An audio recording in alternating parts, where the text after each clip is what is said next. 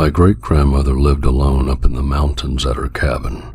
Her husband was dead, so she was there all alone. She only had one companion, and that was her loving dog.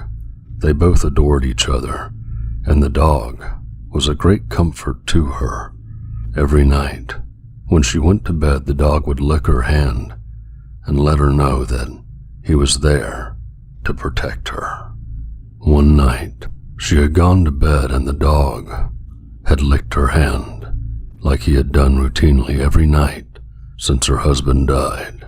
But this night was different. She had woken up in the middle of the night because she heard her dog whimpering. She wanted to comfort him and let her know she was there for him. So she stuck her hand out by the bed, and she felt the dog gently lick her hand, like always. She figured he was just cold, so she went back to sleep. The dog's whimpering had woken her up a second time in the night, so she stuck her hand out. The dog licked it, and she went back to sleep. This happened a third time, and she stuck her hand out and the dog stopped whimpering and came and licked her hand.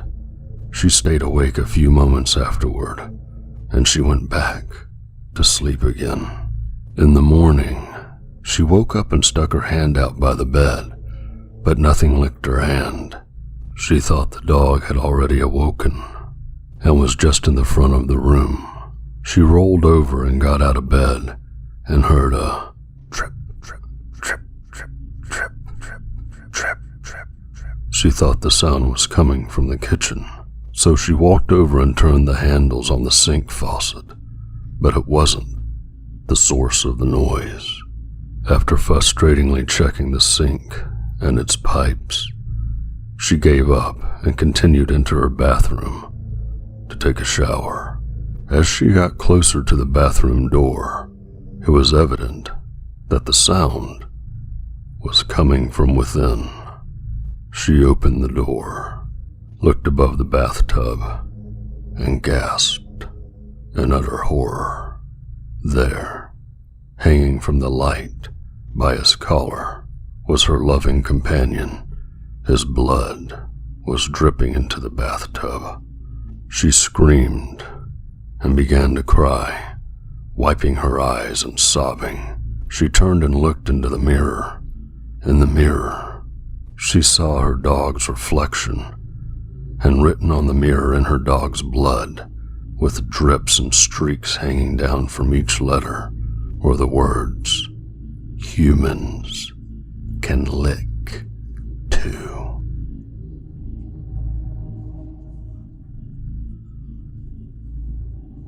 In 1983, a team of deeply pious scientists conducted a radical experiment in an undisclosed facility.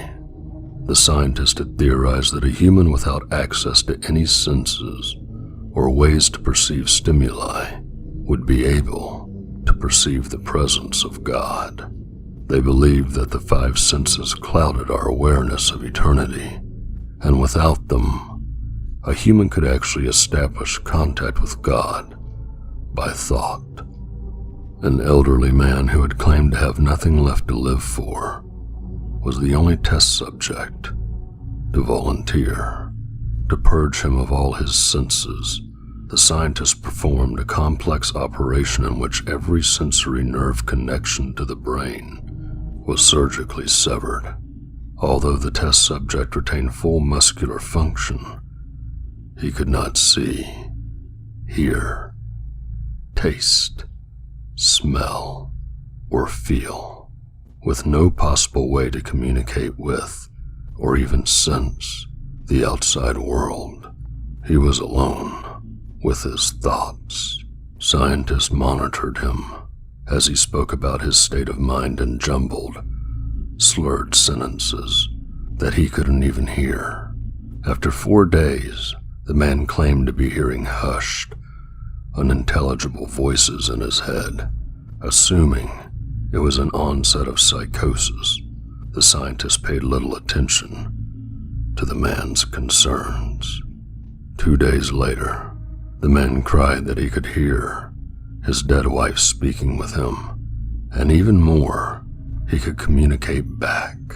The scientists were intrigued, but were not convinced until the subject started naming dead relatives of the scientist.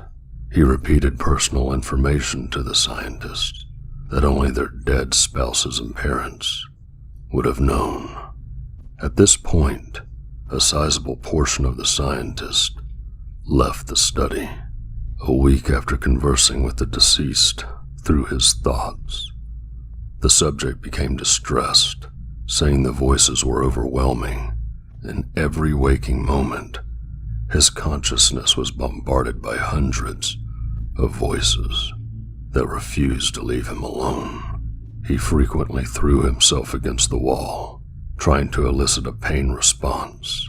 He begged the scientist for sedatives so he could escape the voices by sleeping.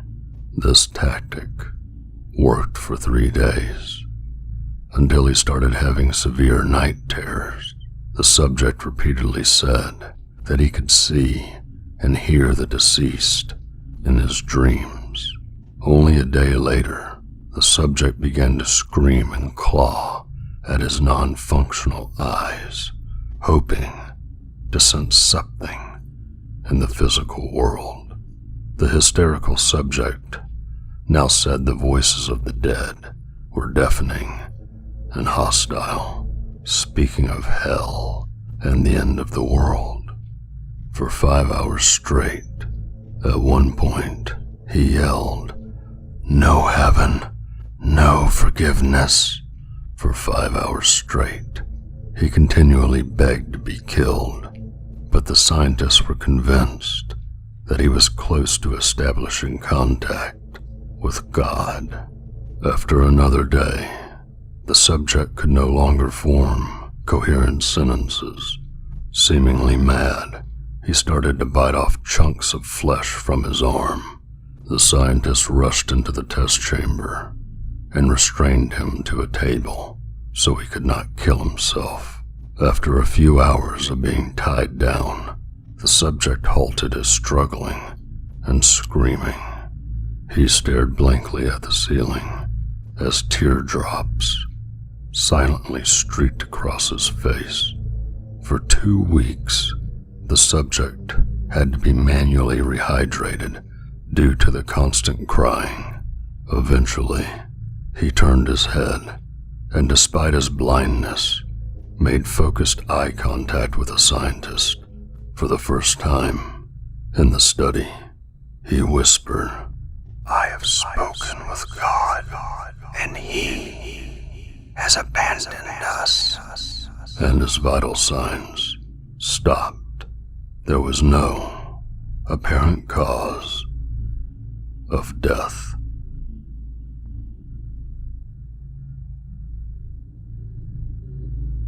There was a hunter in the woods who, after a long day hunting, was in the middle of an immense forest. It was getting dark, and having lost his bearings, he decided to head in one direction until he was clear of the increasingly oppressive foliage. After what seemed like hours, he came across a cabin in a small clearing. Realizing how dark it had grown, he decided to see if he could stay there for the night. He approached and found the door ajar. Nobody was inside. The hunter flopped down on the single bed, deciding to explain himself to the owner in the morning. As he looked around, he was surprised to see the walls adorned by many portraits, all painted in an incredible detail. Without exception, they appeared to be staring down at him, their features twisted into looks of hatred.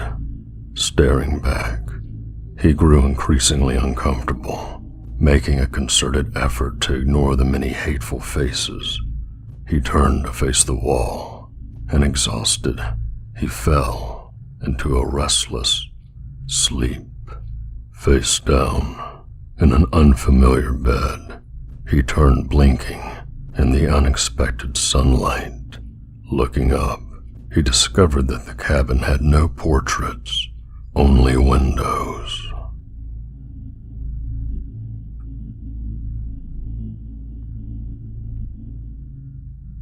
A man went to a hotel and walked up to the front desk to check in. The woman at the desk gave him his key and told him that on the way to his room, there was a door with no number that was locked, and no one was allowed in there. She explained that it was a storeroom, and that it was out of bounds. She reminded him of this several times before allowing him upstairs. So, he followed the instructions of the woman at the front desk, going straight to his room and going to bed. However, the insistence of the woman had piqued his curiosity, so the next night, he walked down the hall to the door and tried the handle. Sure enough, it was locked. He bent down and looked through the wide keyhole. Cold air pressed through it, chilling his eye. What he saw was a hotel bedroom, like his, and in the corner was a woman whose skin was incredibly pale. She was leaning her head against the wall, facing away from the door. He stared in confusion for a while. Was this a celebrity? The owner's daughter? He almost knocked on the door out of curiosity, but decided not to. As he was still looking, the woman turned sharply, and he jumped back from the door, hoping she would not suspect he had been spying on her. He crept away from the door and walked back to his room. The next day, he returned to the door and looked through the wide keyhole. This time, all he saw was redness. He couldn't make anything out, besides a distinct red color, unmoving. Perhaps the inhabitants of the room knew he was spying the night before, and had blocked the keyhole with something red. He felt embarrassed that he had made the woman so uncomfortable, and hoped she had not made a complaint with the woman at the front desk. At this point, he decided to consult her for more information. He sighed and said, "Did you look through the keyhole?"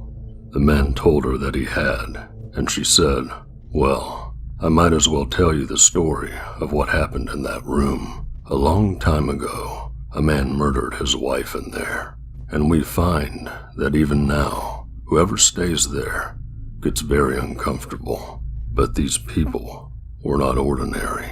They were white all over, except for their eyes, which were red."